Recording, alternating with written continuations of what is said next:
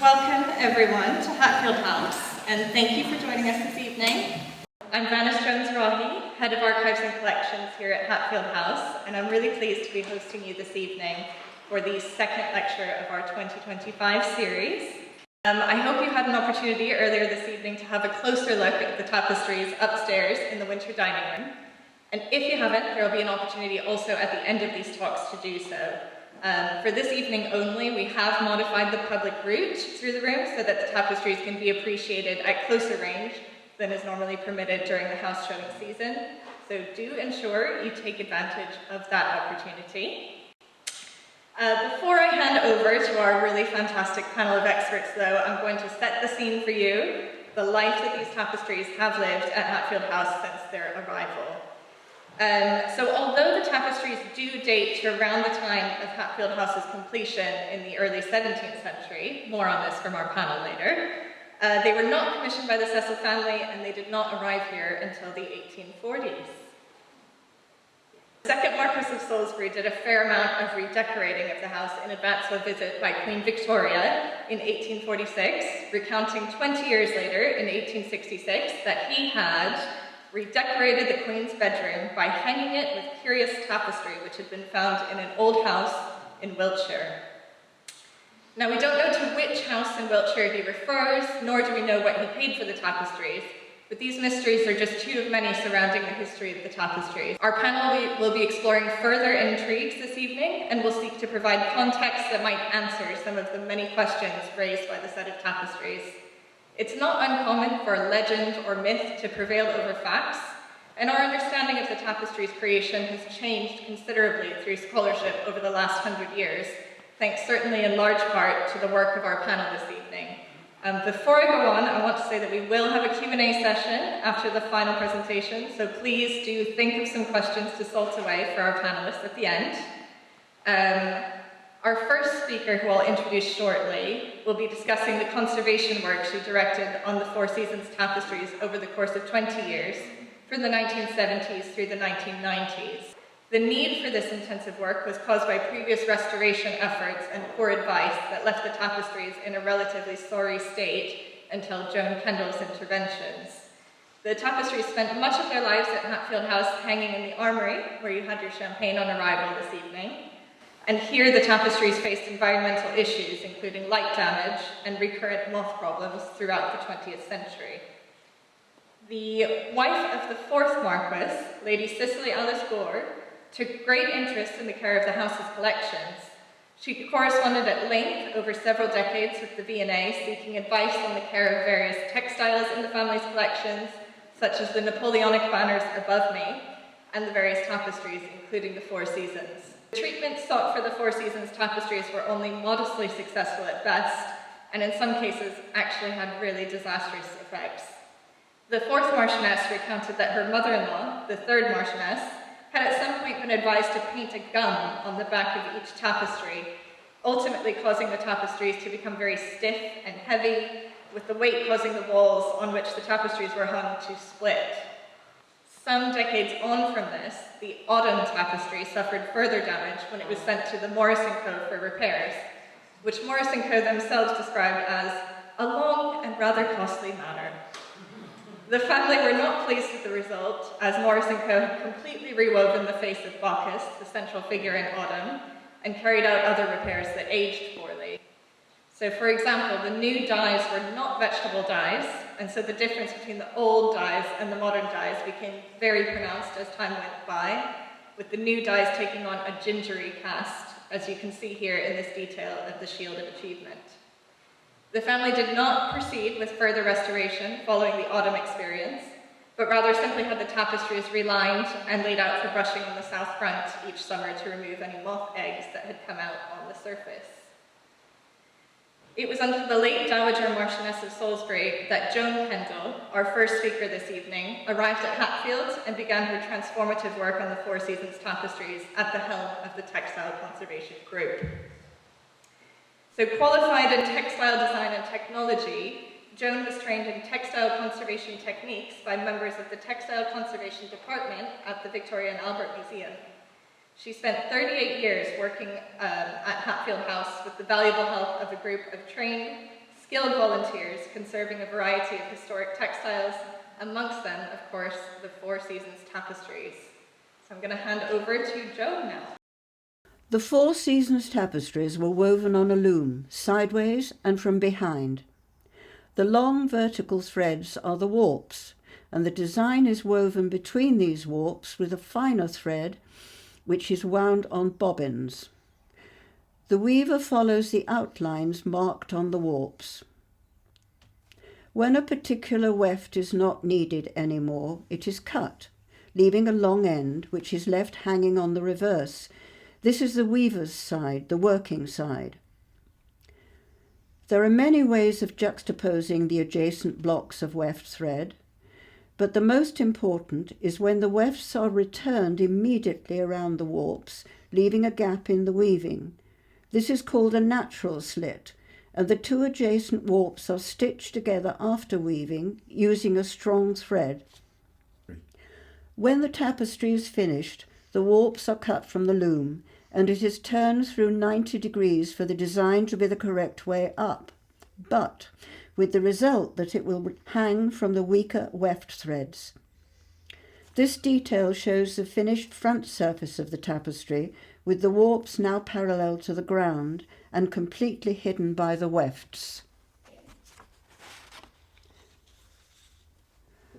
The Four Seasons were woven on woolen warps at 16 warps to the inch, 5 centimetres, with wefts of varying thicknesses, in wool, silk, linen, silver and gilt highlights, and cheaper Dutch gold thread. Autumn. The unsympathetic restoration by the firm Morris & Co. in 1919 is obvious, where the original dark blue outline of the man's leg has deteriorated and disappeared, and the outline gap has been filled in with mixed brown wool. The hair of the man on the left has been completely rewoven with ginger mixed yarns.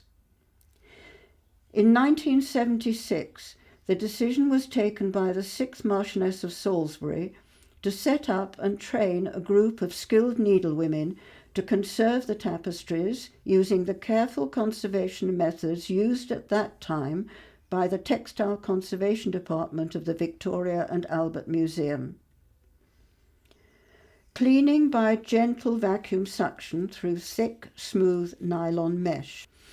Unpicking the lining showing old mending which has been stitched through to the back. Removing patches from autumn.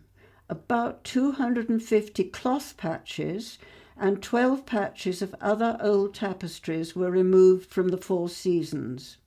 When the lining was unpicked from spring, it was seen that powdered cedar wood mixed with a protein glue had been applied to the reverse. This was also on summer and on winter, possibly as a moth preventative and to hold the remains of the broken wefts in position. There would be difficulty in removing this without disturbing the fragile silk wefts, which needed to be retained not only as original, but also for colour matching during conservation stitching. Extra protective delicate nylon net patches would have to be applied to the reverse of vulnerable areas to try to retain those loose wefts during cleaning. Testing for colour fastness of original and later yarns before wet cleaning, using short sections of long weft ends from the reverse placed on cotton wool, soaked in the V&A washing solution and enclosed in polythene under pressure for 12 hours. Stitching with a curved needle between the warps to encase the tapestry in a sheet of nylon net to support the weak areas during wet cleaning. Note the detail of a broken edge. The tapestry was laid face upward on a sheet of heavy-duty polythene on a smooth, firm lawn with a slight angle for drainage on an overcast day. After soaking with distilled water, the washing solution was applied. Synporonic NDB, sodium carboxymethyl cellulose, and sodium triphosphate in deionized water was applied with soft sponges working from a scaffolding plank supported above the centre of the tapestry. Downward pressure was applied and the sponge left to regain its shape, causing suction to loosen the dirt. Rinsing the tapestry with softened water of a known pH value. Using new sheepskin rollers which give only downward pressure to encourage the water to run through and away from the tapestry. The dust of centuries, the glue, and a few previously broken wefts released by the water flow. The wet cleaning process was repeated for the reverse, and the final rinse after 8 to 10 hours work was with distilled water. It was blotted with many sheets of clean cotton cloth and rolled on a plastic drain pipe to carry it indoors.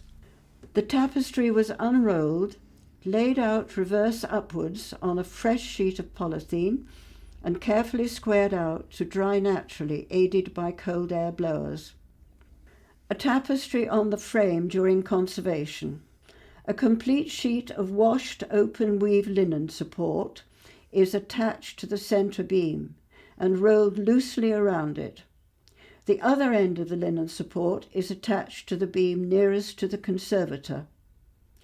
One warp end of the tapestry is attached to the further beam and rolled firmly around it.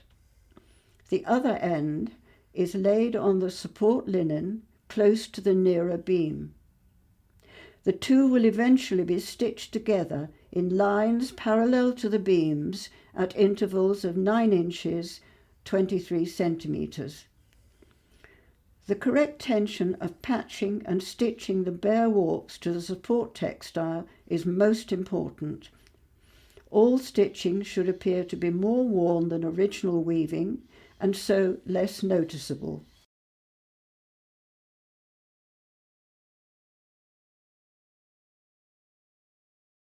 Patching. A detail of a silver bromide photograph taken in 1907. The same area with joined, dyed patches of cotton rep prepared for inserting behind the holes. After conservation, with the visually distracting surface broken by added lines of stitching. All patches can be removed without further damage. A rondel with small holes and distorted warps. The broken warps were twisted and secured, new warps laid across the gaps, stitched in position, and the ends passed through to the back. The rondel is now secure, and an indication of the design is stitched over the area, referring to the black and white photographs. The tufts of yellow silk wefts remaining between the warps indicate the fibre and colour to be used in the support stitching. The lines of stitching on this enlarged image are 1/8 of an inch apart, or 0.4 centimetres. Broken warps and almost complete loss of silk and of dark woolen wefts. Detail of the 1907 black and white photograph. To redefine the design as accurately as possible, a ruler was laid over the photograph vertically and then horizontally to indicate a point where the outlines were missing. Coloured threads were laid across the tapestry rondel from the same registration points in the undamaged areas, and a coloured pin was placed between the warps at the crossing point. This was repeated until enough pins had been placed to allow the missing outlines to be tacked in red thread. New dark woolen outlines were stitched and the missing silk wefts defined. The completed rondel with the lettering filled inside the gaps left in the cream woolen background to the motto. The tattered remains of the blue outer borders were stitched down to the new woolen rep, dyed to the unfaded shade of blue on the reverse of the tapestry, and a light dustproof cotton lining was added. The Four Seasons now hang evenly from Velcro mesh tape in the winter dining room.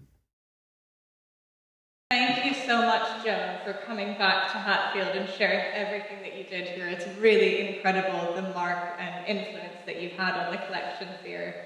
So it was really, really so wonderful to have this opportunity to share this with everyone. So thank you so much for putting this together.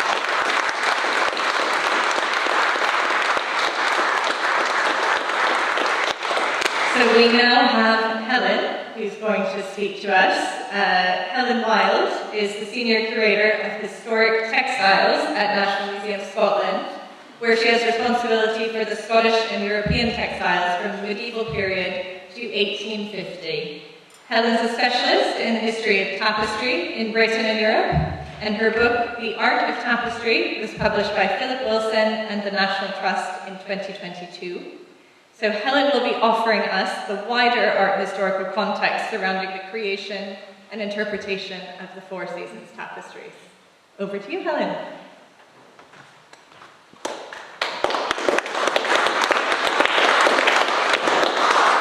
Thank you very much, Vanis, and thank you, Joan, for talking us through your amazing work on these tapestries.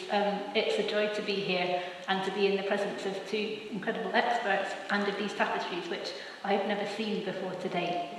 So at the outset, I'd like to admit that I know the tapestries far less well than Joan and Hilary, and so I'm going to try and put them into a wider context, but also with a fresh pair of eyes, perhaps ask some of the questions that they still hold. The Hatfield Seasons are one of the most puzzling and unusual tapestry sets to survive in Britain today. They hold many secrets, and some of these have been unravelled in recent years by the likes of Hilary, but also other scholars who've looked at the emblems, notably Michael Barth. All of these people have contributed hugely, but there are still many mysteries. Let's start with the astonishing appearance of the tapestries, which Joan's already touched upon. All four of them are teeming with surface detail, with fruits, flowers, landscapes, and tiny figures. Rendered with great skill and care, these landscapes contrast quite starkly with the large central figures, which appear clumsy by comparison. And even the landscapes, while beautifully rendered, have an erratic sense of scale, and they have these jarring transitions from one field to the next. They have the appearance of being created with a sort of cut and paste approach, and this was in fact the case. They knit together design elements taken from different sources, including print sources. And this was actually very common in English decorative painting and plasterwork of this period. And this is just one example of some plasterwork at Hardwick Hall, which uses the same print source as our tapestries. Now, this approach relates to the very specific conditions of these tapestries' production. Hilary is going to speak in more detail about exactly who might have made the tapestries and where, but for now we can say with some certainty that they were made in England by immigrant weavers from the southern Netherlands, present-day Belgium and northern France. From the 14th century onwards, a sophisticated industry developed in this area, where the supply chain for raw materials, access to markets, and more importantly, the necessary finance for production were all present. Tapestry was one of the most capital-intensive art forms in the medieval and early modern period. Raw materials, wool, silk, sometimes metal thread, and their dye stuffs were very expensive. Labour was highly skilled and therefore expensive. Weavers often undertook around 5 years of apprenticeship and were governed by strict guild conditions. And the initial cartoons, which were full-size designs on paper, were also very expensive. So production was actually often carried out through entrepreneurs or financiers who had the capital to fund all of this upfront before payment was received from a patron or a buyer. By the late 15th century, Brussels had emerged as the most prestigious production centre in this area, and the period between around 1500 and 1540 is often seen as the high point in European tapestry production. The industry was now highly sophisticated. A generation of designers pioneered a dazzling style combining Netherlandish and Italian influences, and a group of princely patrons was eager to use tapestry as their primary mode of diplomatic communication. And this is one example from that period, bought by Henry VIII to celebrate the birth of his son. And this is one of the very few high-quality early 16th century tapestries to survive in Britain, there in Hampton Court. But this golden age was not to last. As Reformation ideas spread across Europe, the Low Countries was wrapped with conflict. Many weavers agreed with these new ideas, were implicated, and there are horrific accounts of their being put on trial, burned at the stake, and their tapestries looted. War also disrupted the complex supply and finance structures needed to make high-quality tapestry. As a result, many weavers fled. While some of these weavers were lured to foreign courts in Florence, Cologne, Stockholm, Paris, and other places, where prestigious artists produced designs for them to weave in well-funded workshops, this did not happen in England until later. The weavers that came here in the 16th century did so speculatively and seem to have operated in small commercial workshops, as Hilary will explore later. Rather than producing large-scale tapestries, many of them focused on small pieces like cushion covers, which required less initial outlay in materials and labour, and could also be produced without a professional designer to make the cartoon. They were often designed using printed sources with conventional floral backgrounds and borders, and this is just one example that is in our collection at the National Museum of Scotland, but there are many others of this type. The Hatfield Tapestries take this approach to design of using a printed source for the figures and a generic background, but it's rather less suitable to a large-scale set of hangings than to a small cushion cover. The resulting unevenness serves to highlight the importance of good design, but it can also tell us something. Areas of greenery are executed with great confidence in these tapestries, suggesting that the weavers had experience of this kind of design. In Brussels and elsewhere, there were regulations stating that figures in tapestries had to be designed by members of the Painters Guild, but that the greenery could be created in the tapestry workshop. This explains the often conventional but very beautiful tradition of millefleur decoration that we find in Flemish tapestries, which has its own stylistic development.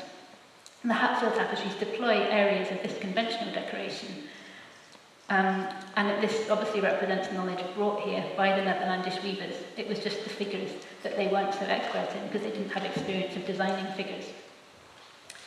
So the big question is, why would someone order large-scale tapestries from a small English workshop which did not have a skilled designer? I think there are two obvious reasons: cost and control over the designs. Now, it was not unknown for English patrons to commission tapestries directly from the southern Netherlands. This is just one example at Hardwick Hall of a set of the story of Gideon, and you can see at the top there are the coats of arms of the original patrons, Sir Christopher Hatton. But these designs were actually around 20 years old when these tapestries were bought. They already existed, and so this patron just asked for a new weaving of existing designs with a bigger border and his coat of arms, so that he wouldn't have paid for the design. Another example is the famous Armada tapestries, which are now lost. In this case, new designs were created, showing the defeat of the Spanish Armada, but these were prohibitively expensive, and this is an extremely rare example of an English patron commissioning new designs from a Flemish artist. While the subject of the seasons is found in a number of 16th century tapestries, they mostly date to the early 16th century. The tapestries of the type that tended to be exported to England in the period that these tapestries were made tended to have subjects from the Old Testament, classical history, or just verdures and greenery. So it may not have been possible to find an existing set of cartoons to have repeated if our patron wanted the subject of the seasons. And asking a local workshop to produce them was a good alternative. It may also have been cheaper because he wasn't paying for the services of a trained artist. But the Hatfield tapestries also have a remarkable level of personalisation, especially the incredible number of emblems in the borders, which is really pretty unique, but also the coat of arms, and that was less unusual. So what was our patron, John Tracy, whose coat of arms appears in the tapestries, trying to express with these subjects of the seasons, the emblems? Let's start with the borders, and I'm just going to talk about borders briefly. Since around 1500, it had been common for high-status tapestries to have borders. A very influential early set that can help us understand their function is the Acts of the Apostles that were designed by Raphael for the Pope Leo X to hang in the Sistine Chapel. Now, the central scenes represent scenes from the scripture, which would have been well known, but the borders tell us how to read them. So at the sides we've got moral allegories, drawing out themes from those central scenes. So it's kind of like a gloss on a biblical text, a marginal note telling you how to understand the text. At the bottom, there are scenes from Leo's own life, so he's linking these subjects to him as a patron. In our tapestries, the emblems and the coats of arms jointly serve this purpose of telling us how we're supposed to read these scenes, but also linking them to our patron. Now, as I said, there are 170 separate emblems in roundels in the borders of these tapestries, which is overwhelming to most people, apart from one man, Michael Barth, who has decoded all of them in a book which you may want to find after these talks. I'm not going to decode the emblems. A true emblem, as established in Andrea Alciato's 1531 book, Emblematum Liber, comprised 3 elements: a picture, a short motto, usually in Latin, and then a longer text explaining you how to read the emblem. In our tapestries, we only have the pictures and the mottos, so it's already a bit of a challenge to understand them, and again, Michael Barth's work has been incredible in helping us understand them. Now, the imagery and the meanings of emblems derive from a range of sources, which include the Bible, classical history and mythology, as well as more everyday wisdom. And again, as Michael Barth has pointed out, this reflected pretty well the sort of education that somebody like Sir John Tracy would have had in the late 16th century. Emblems were incredibly popular in this period, and they were often adopted as personal emblems by individuals and often applied to decorative arts. Part of their appeal was their coded nature. They demonstrated education and ingenuity, but they also posed a challenge to the viewer. Now, Michael Barth has found no overall theme to the 170 emblems on these tapestries, but he does discern a strong Protestant sensibility expressed in them, and he also finds a religious influence even in some of the classical emblems, which is interesting. But they're so wide-ranging that there isn't one single point being made here. The overall effect, really, is both to display Tracy's understanding of classical history, mythology and the Bible, but also the fact that he conducts his life according to the moral codes embedded in these fields of knowledge.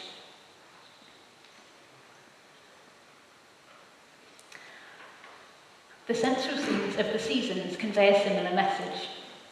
Each represents a god or goddess set within a rich landscape filled with small figures engaged in the occupations suitable to the time of year. The scenes are based on a set of 4 prints of the seasons, and many of the background details also refer to the prints.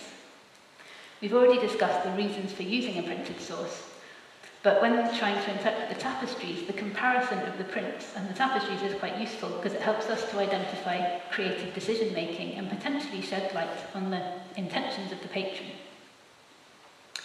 So for spring, we have the goddess Venus with Cupid in the middle, and she's covered with flowers, spring flowers, and then in the background, some of the scenes are people collecting flowers, hunting at the top right, a milkmaid milking cows, and then fishing. Summer is the goddess Ceres, who is a fertility goddess, and she's next to a scene of the wheat harvest. In the print, it's a hay harvest, and it's not clear whether that's an intentional change or just a sort of misinterpretation of the image. At the top left, we've got sheep shearing. At the top right, a man tending cows, and then at the bottom right, more sheep shearing. And there's a couple of little differences here. So a scene of a shepherd has been turned into a scene of a man with cows. Not sure how significant that is, and that's just showing you how the hay harvest has become a wheat harvest. So autumn, as was conventional, has Bacchus in the centre, and he's surrounded by the grape harvest, and then a wine press at the top. So they're making wine, and then there's lots of people harvesting apples as well as knocking down acorns. And then finally winter, so he's the god Aeolus, who is the god of the 4 winds. Interestingly, a 5th wind has appeared in the tapestry that wasn't there in the print. And he's surrounded by lots of fruit and vegetables, and then a hunting scene, a boar hunt, which is traditionally a winter hunt, gathering faggots for making fire, the slaughter of a cow and the burning of the cow. and then also pig killing at the bottom right. These scenes relate to a well-established tradition in the visual arts of representing the labours of the months, which did reflect actual activities of rural life. One of the most famous examples that many of you probably know is the Attribution du Duc de Berry, which was a book of hours made for John, Duke of Berry, in the early 15th century. And you can recognise already we've got the hay harvest and the boar hunt, which we see in our tapestries. Already by this date, the labours of each month are very well established. Now, a book of hours was a daily guide to Christian worship, and in this context, the representations of the labours of each month were part of a vision of God's creation, where man and nature existed in harmony and the land was always bountiful. It ultimately referenced the Garden of Eden. But in our tapestries and in the Tré Richard, this Christian theme is linked to classical imagery. In both cases, we have the signs of the zodiac and also pagan gods. Apollo appears in the centre at the top of each of these scenes. Now, this isn't as surprising as it might seem. Far from being forgotten during the Middle Ages, the gods and myths of ancient Greece and Rome survived and were incorporated into an expansive worldview that combined pagan and Christian elements, with the stars and their attendant gods alongside the Christian God, presiding over an ordered universe. Our tapestries thus draw on these two distinct traditions of thought to create a total vision of the world in which man has his natural place. The earliest references to activities fitting for the times of year is found in the writings of the 9th century BC Greek writer Hesiod. The theme is developed in classical texts such as the Idylls of Theocritus and Virgil's Eclogues. These texts are the origins of the pastoral genre, which flourished in the 16th and 17th centuries. The idealised descriptions of the countryside in these texts express a longing for a time before the corruption of modernity, which was felt in every age, and I'm sure is still felt today. The pastoral, as a genre, has been described as the double longing after innocence and happiness. Scholars of the pastoral also point out that the genre has always been created by and for an educated urban elite, and not by the simple country folk that it represents, and that it was often used to tackle more weighty themes. The 16th century English poet George Puttenham observed that ever since Virgil's Eclogues, the purpose of the pastoral had been to glance at greater matters under the veil of homely persons. So what might those great matters be in this case? We know frustratingly little of our patron John Tracy. He came from a minor gentry family, had served in conflict in the Netherlands as a young man, and was knighted. He trained as a lawyer, entering the Inner Temple. He became an MP in 1597 and High Sheriff of Gloucester in 1609. He was patronised by the Earl of Essex, who suffered a catastrophic fall from grace in 1601 after attempting a coup. Not long before these tapestries were woven, and Tracy was briefly implicated in that event. Nonetheless, he retained his positions, and in around 1620 he rebuilt his family home of Toddington Hall, and this is all that remains today, aside from the tapestries, of all the works of John Tracy. The settled and bountiful vision of nature presented in our tapestries, and the place of the landowner within it, was a common theme in English literature in the 16th and 17th centuries. Thomas Carewe's poem To Saxon playfully suggests that the ox willingly came to the slaughter, and it presents a sort of vision where the country estate offers up its bounty to the landowner. A similar sentiment is expressed in Thomas Herrick's poem The Hock Cart, which again discusses the patient ox, but then goes on to an exhortation to the peasants themselves, urging them to feed their master who feeds them. Here, the hierarchical nature of this natural order is emphasised, bolstering the position of a landowner like Tracy.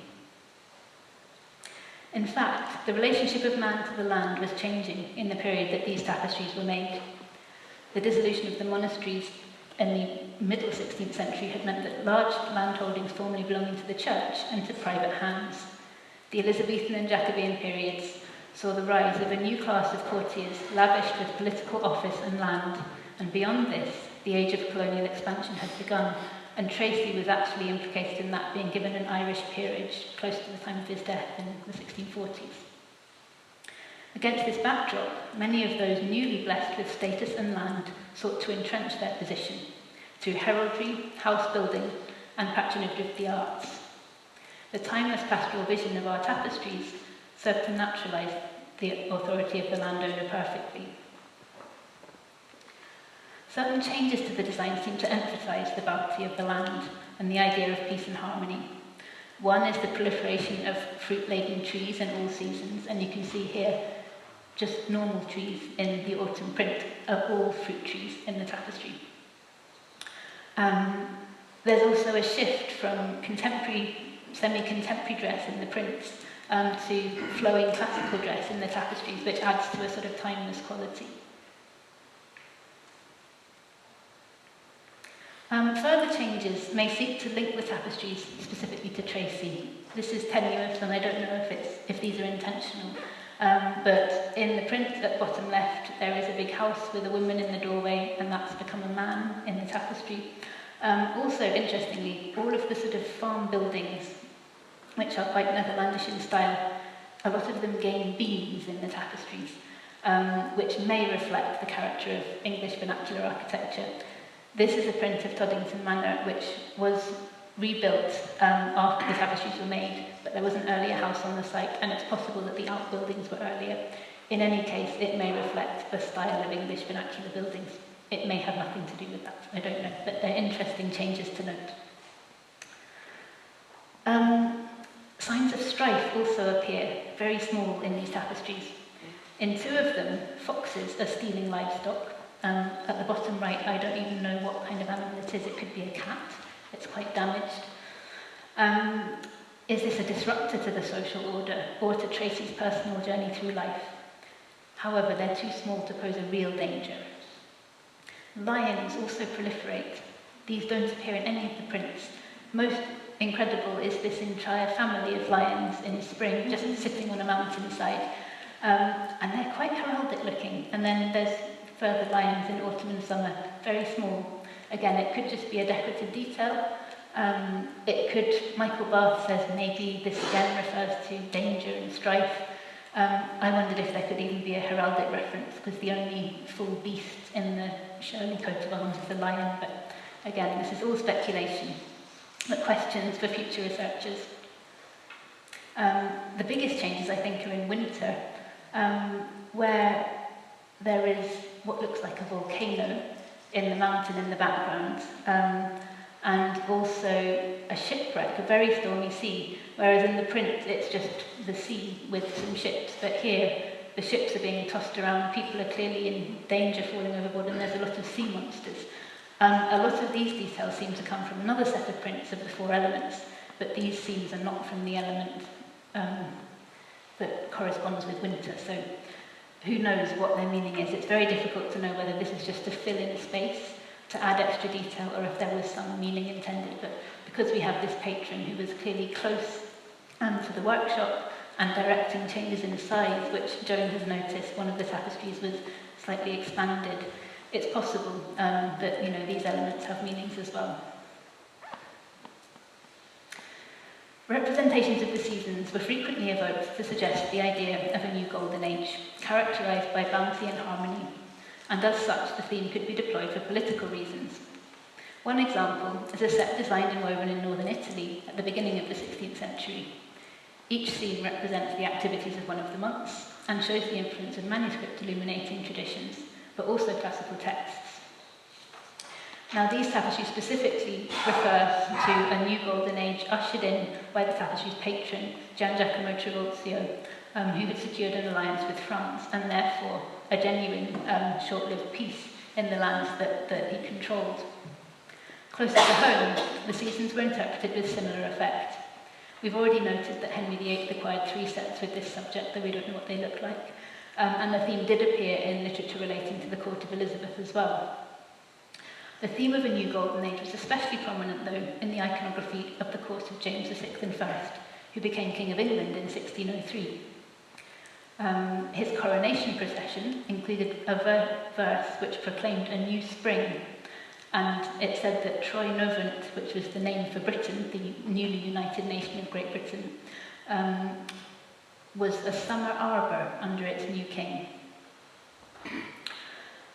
Court masques, which were theatrical performances in which members of the royal family and the court took part in this period, contain similar imagery.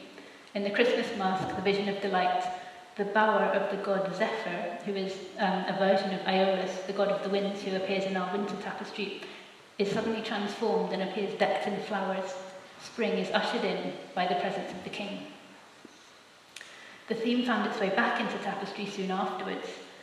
In the 1620s, a set of the months, which were copied from 16th century designs which may have existed in the collection, the royal collection that had belonged to Henry VIII, was woven for Charles I and hung in his bedchamber.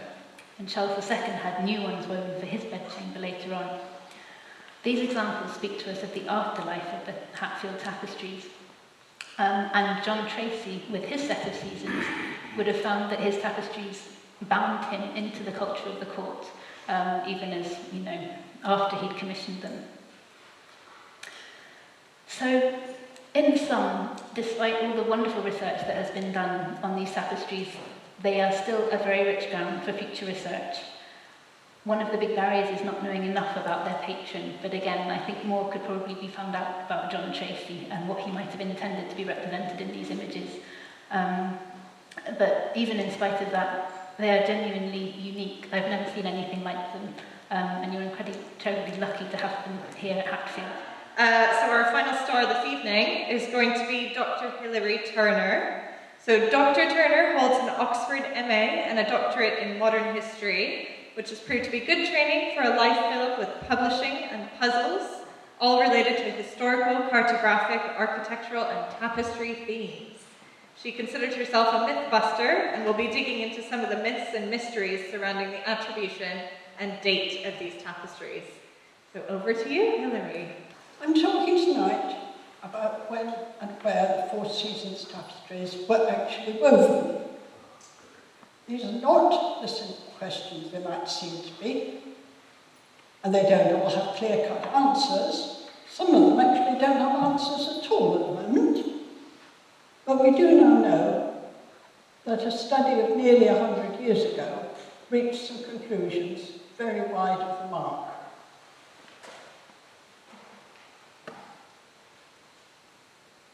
Firstly, Joan Kendall's work discovered a mark used by a weaver from a continental weaving centre. It serves the same purpose as a mason's mark or a hallmark in gold and silver. Secondly, digits which appear to read 1611 on the right-hand side of the tag to the emblem in the upper border of the winter tapestry, the last of the four to be woven, have been interpreted as the date when the set was finished. There are technical reasons why that could not be so. Thirdly, extensive research by Professor Michael Barth has identified many of the emblems, sources that were borrowed, which contributes evidence to help with the dating. It may well seem odd to concentrate on such small features when the tapestries are 10 feet high, approximately, and stretch over 54 feet of wall space. But it's these 3 points which challenge the old assumptions. Around 1911, when this set was first discussed, it was suggested that the tapestries were English work and not products of the more famous, better known atelier in modern Belgium and northern France. The reasons are a bit vague and very hazy, and they're based on the feeling that the tapestry didn't look like continental work. But since there was no tapestry industry in Elizabethan England, the idea withered. But by 1928, it took flight. The recently discovered will of William Sheldon, written in 1570, laid out plans for a weaving venture in a small Warwickshire village, Barcheston. His venture was given William Sheldon's name. So the researchers had their workshop.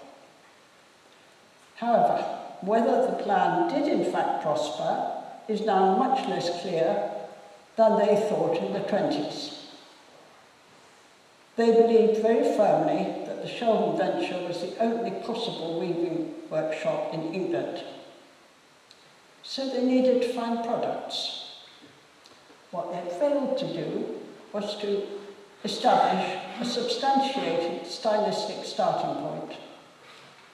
Products were attributed more from wishful thinking than from rigorous scholarship. And not one of the 118 pieces they credited as Sheldon work was documented in any way. I'm a historian, I found that positively repellent. From the start, the researchers' ideas met criticism. The reviewers all said that their conclusions were based on assumption and association and were not supported by any documentary evidence, in which the critics were completely correct. But the myth of the Sheldon workshop doesn't die, despite the fact that there are strong reasons to doubt many of the initial attributions.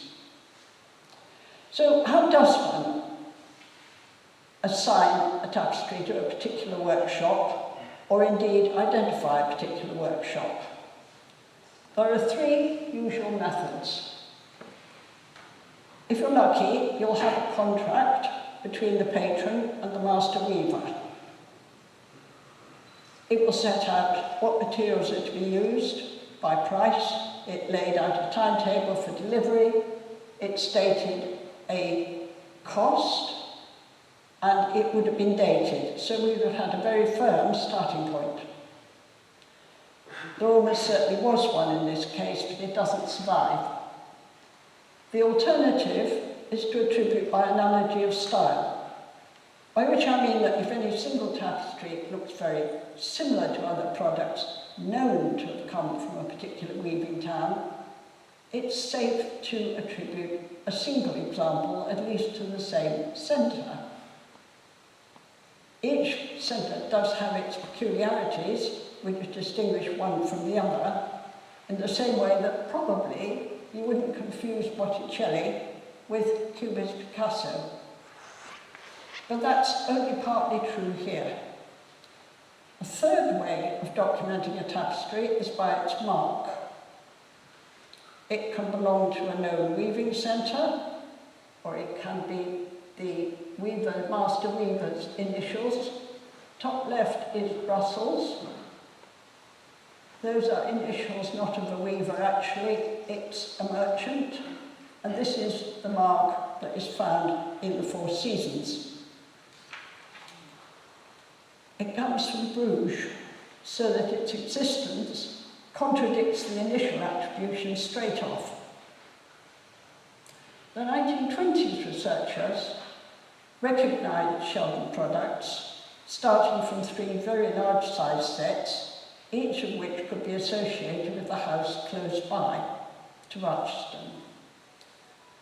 One of the two men who commissioned the Four Seasons, Sir John Tracy, whose arms are on your right, no, left, sorry, lived only 15 miles from Barcheston at Toddington, Gloucestershire. Given that the Sheldon workshop's the only place you can buy tapestry in England, where else is he going to go? Therefore, the tapestries belong to that workshop. Another set, found also nearby, was used to attribute tapestries to the venture by analogy. Similarity to these pieces earned the label Sheldon. This is a particularly sad tapestry in condition, but it is actually full of flowers and a very clumsy vegetable border. The most pieces, though, are 19.5 inches square by 19.5 inches.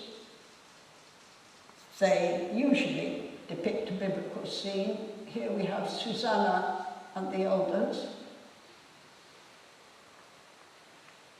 And a third group was very much smaller, 8 by 11 inches approximately, which are woven with a much higher silk content, and very often they included gold or silver thread, which is why this tapestry is slightly dark looking, the silver and gold thread has tarnished. Large or small, the tapestries which came to be called Sheldon are based on existing continental print sources. For the Four Seasons, the researchers noted close resemblance to prints drawn by Martin de Vos. They also did recognise a few of the emblems. But their initial work can be taken further, expanded and corrected. So let's look at one tapestry, which is Autumn. The 4 tapestries were designed, as I'm sure you already know because you will have seen them, on the same model. In the field, the area within the border, we have a centrally placed figure of the god or goddess associated with each season, presiding over scenes of seasonal agricultural tasks. The first print was drawn by Martin de Vos in the 1530s.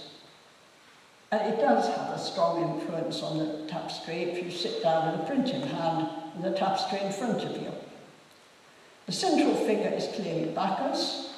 The background, the rural scenes, are already old pictorial ideas. They go back very often to manuscript sources, usually religious, 15th century Flemish books of hours, as Helen showed us, Bibles or Psalters. Here is the second print. Sorry, that's the print they were based on. Second print, which I don't think is very like the Four Seasons. Second one is very much better, although in the tapestries he was decently covered. And the third print, which I think has to have inspired the animals around which Bacchus was surrounded, was done by the same artist as did the basic print. And it turns Bacchus into Orpheus. So there's a lot of borrowing going on. The field was surrounded by some very unusual borders, made up of emblems, which are also based on printed material, some bringing us closer to English sources, and indirectly they lead on to the question of the date. An emblem is a perfectly simple drawing. It's a picture with an associated tag, often of a moralizing nature. Pictures like these had been published first in book form in 1531 by Andrea Alciato. The images are always intended for decorative use and for a range of items, and they were already in widespread use on a number of sources. Tapestry was not, in tapestry, they weren't a novel idea. They'd been very quickly picked up by Brussels tapestry workshops in the 1540s. It's down the bottom of the whole tapestry, and that's the detail. It just happens to be Solomon moving the pillars of Gaza. That's chance. But they're simply square in a peculiar kind of frame, which is neither, well, I suppose it's oval, but it's not exactly circular. It's not exactly evenly balanced. Now, I know of there are 170 emblems in all in the Four Seasons, and the tags are set within a circular rope-like frame. Usually, they were borrowed pictures. The dyer comes from a career's handbook of possible trades. He was pinched by 2 other emblem writers and set in a very formal frame, and the tapestry moves him into the ropework circular frame.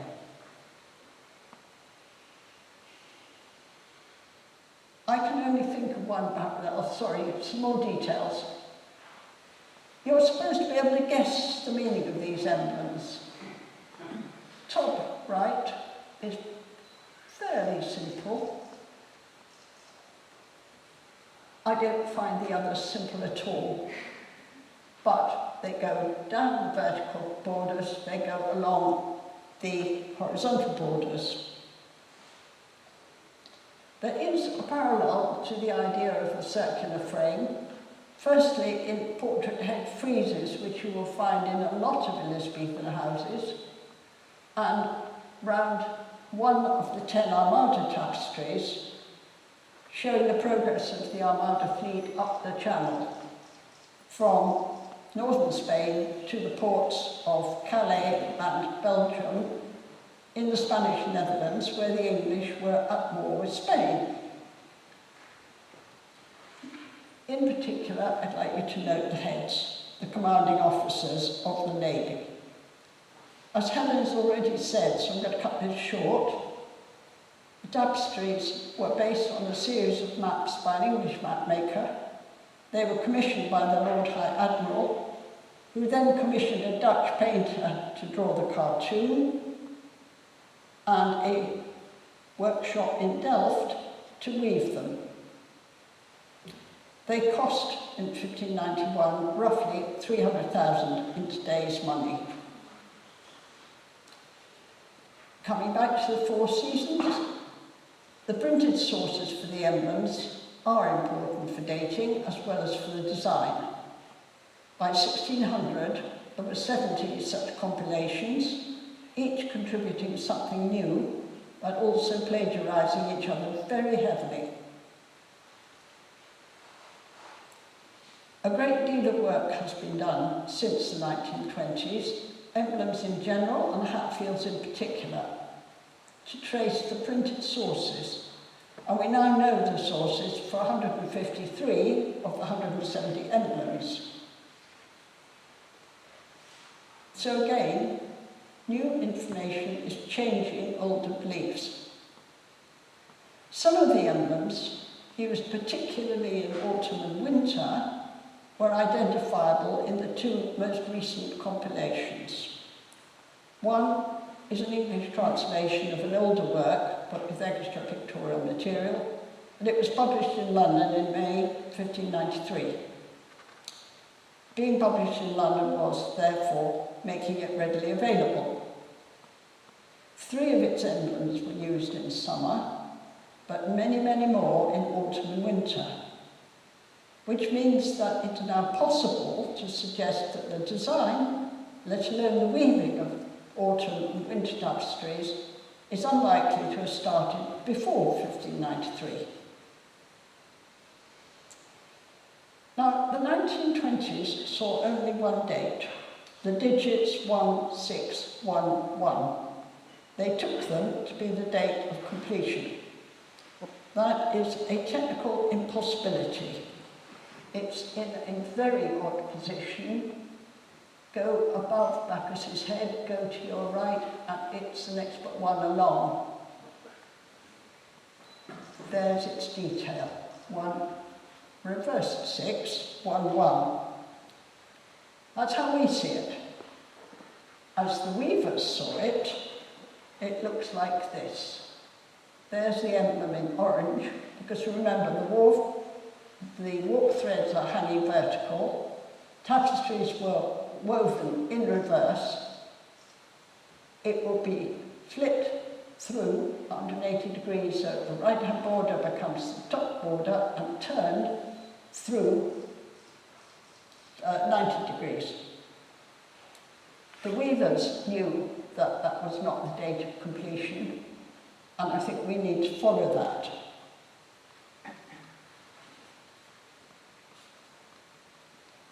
Secondly, the centre of the upper border cannot be a finishing point for any tapestry, because when you're cutting a tapestry off the loom, you're cutting the warp threads at the top of this tapestry, which we see as the right-hand border. It's physically impossible to cut the tapestry off the loom where the orange guidelines are shown. I think the fact that weaving is done from the reverse may be the explanation for the reversal of the figure 6. I don't know quite why the weavers chose an Arabic numeral at a time when actually Roman letters M, D, C, X, I would have been more often used to express numbers. So reversing a 6 may have been an unfamiliar manoeuvre, not something likely to have been spotted with time to correct. It's not actually the only mistake of that sort in the tapestries. All the zodiac signs are in reverse order of the months they cover. As you see the tapestry the right way round, you need to read the zodiac signs from right to left. So, if the figures are only revealing that the last tapestries in the series was still on the loom, what did the figures actually mean? Might it simply copy a Bruges trope? Here is a series of undoubtedly Bruges tapestries, each of which has a date at its centre, below the border admittedly. None of those dates is the date of weaving. And to my pride and joy, that sequence ends with a reverse digit of figure 4. I'm wondering if it's possible that a weaver who claims to have the right to use the city mark of Bruges remembered belatedly that he needed to insert a date in the full knowledge of where it would be seen and should have been placed. My feeling is that it actually commemorates something, an event, I think, more probably in the Shirley family, whose daughter had married Sir John Tracy, since the date is on that side of the armorial in winter, yes. I'm going to suggest, and it is only a suggestion, that it remarks on the fact that in 1611, King James VI I pardoned the debts Sir Thomas Shirley owed him, though he did not pardon the much larger sum that Shirley owed to Queen Elizabeth, and they were still chasing him for it. If so, the wording of the emblem, which ought to be there somewhere, would actually match the sentiments I'm suggesting lie behind the thought. A, my least minimum, the least from the evils. In other words, the larger debt wasn't published, only the smaller one. So we come to the mark. It was very bad luck that the attribution of the Four Seasons was made without knowledge that 2 of the tapestries, possibly originally all of them, had a mark. It was concealed. Beyond doubt, it's the mark used by the authorities in the city of Bruges, and it remained in use until about 1650. Its purpose was to guarantee the quality of work made in Bruges. Smaller tapestries never were required to have a mark, in England or on the continent, so the shell convention never had one. Actually, nor until mid-17th century did any workshop in England. There was one in the spring, very, very fragmentary, but it's much clearer in the winter tapestry, roughly halfway up the right-hand side, both in the right-hand border and hidden until Joan Kendall removed the lining.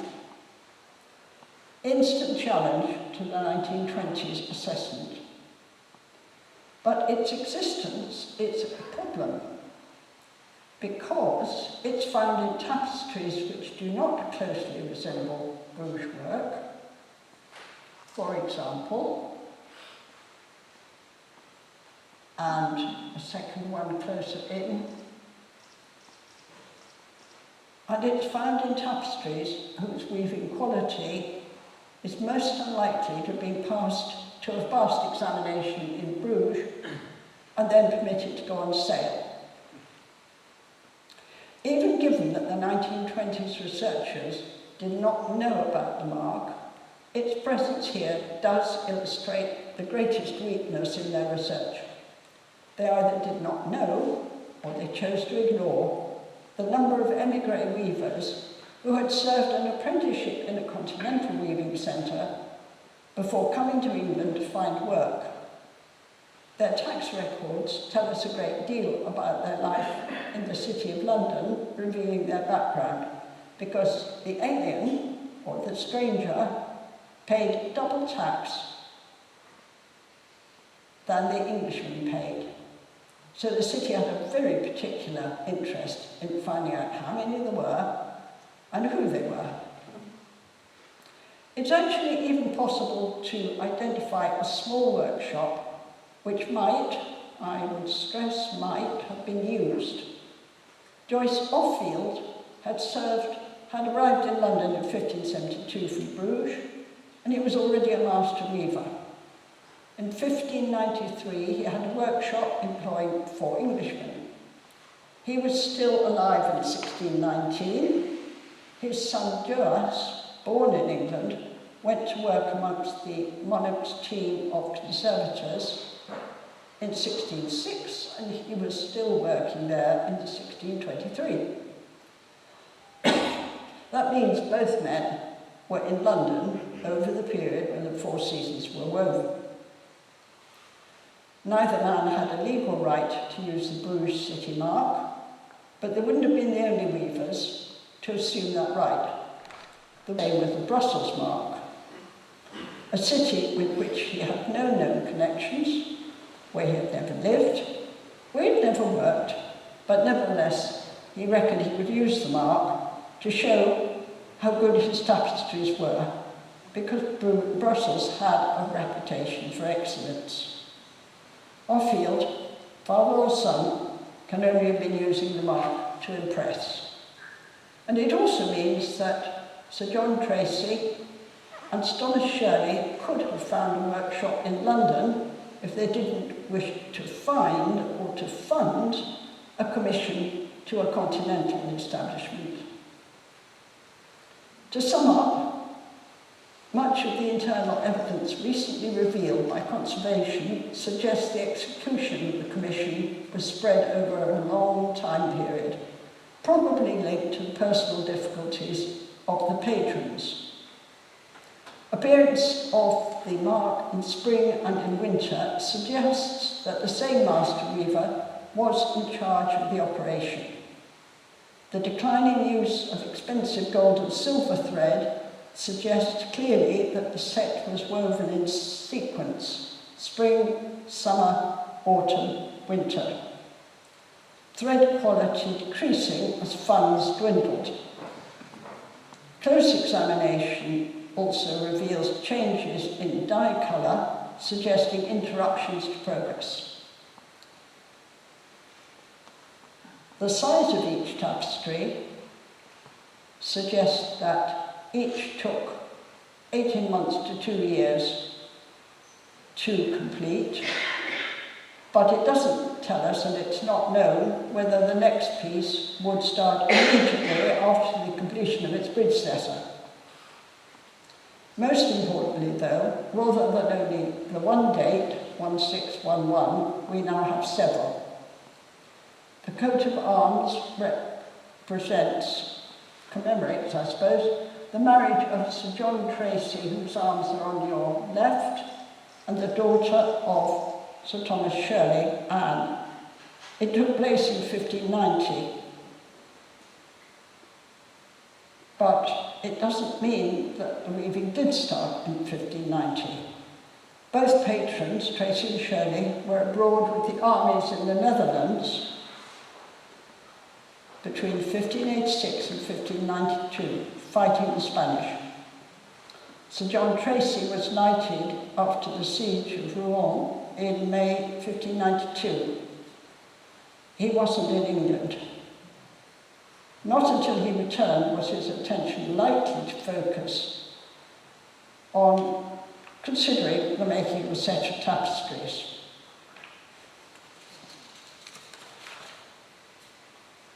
The sources for the emblems of spring and summer had been available before 1592. One of the most recent sources, Geoffrey Whitney's Choice of Emblems, had been dedicated to the army's commander, the Earl of Leicester, and it had been circulated in manuscript amongst the troops before being printed in Leiden in 1586. Both Tracy and Shirley are likely to have known of it. It was very heavily quarried in the first tapestry, spring, and only slightly less so in autumn. Its use was therefore very up to date, and it could indicate that weaving started in 1592, only to be interrupted by the ferocious plague which ran through the city in 1593, possibly explaining the very obvious interruptions in the summer tapestry and the change of dye colours about 2/3 of the way through from the left-hand border. 1593, a new source for emblems was published in May. Examples were used largely in autumn and winter, which in turn indicates that these tapestries didn't begin until after 1593, but could have been much later. Even perhaps as late as 1609, when Sir John became Sheriff of Gloucestershire and felt he really needed to make a splash. This would allow time for autumn to have been woven and would account for the figures which look so like a date, revealing that the last of the set was 2/3 complete, with at least another year to go, giving us an end date for the tapestries, 1613. It is a remarkably long time for a small workshop, any workshop really, to have to leave a tapestry on the loom without making progress. So why? We now know a lot more about the two patrons than we did in the 1920s. When they both returned home from military service, both men landed in straitened circumstances. Both were in debt to the Crown. Sir Thomas Shirley was accused of peculation, and eventually he served a spell in prison. Sir John Tracy was also in debt, and then he supported the Earl of Essex's attempt to seize the throne in 1601, and he spent quite some years in disgrace. Their difficulties would go a long way to explain the stumbling progress of the weaving, which I do not consider was executed in South Warwickshire, because the content is so much more complex than its other products, where no evidence indicates any weaver from Bruges there, and which are quite possibly closed down, more or less as his tapestry was wanted, which the 1920s also didn't know. My work has shown beyond doubt that the Tracy-Shirley Commission did not have to be made in Warwickshire. Both men, however, at different times became MPs, which means they had to spend time in London at some times in the year. So, since the tapestry's characteristics are not close enough to the Sheldon supposed style, or to the Bruges style as the mark ought to mean, the idea to use a London workshop run by a Bruges-born weaver is not out of the question. I'm aware that some of my attempted chronology is suggestion, that there are questions I haven't answered, and there are questions I barely touched on. I would love there to be further evidence which will make my suggestions as wide of the mark as the 1920s work. But until then, there is much that remains unanswerable. So, I'm going to abandon the impossible. And thank you very much for listening. Thank you so much, Hilary, for that absolutely fascinating talk and for really unpicking some of these myths that have surrounded the tapestries for so long. And indeed, there's still so many more questions left to be explored, so we hope that people will continue to engage with scholarship of these tapestries.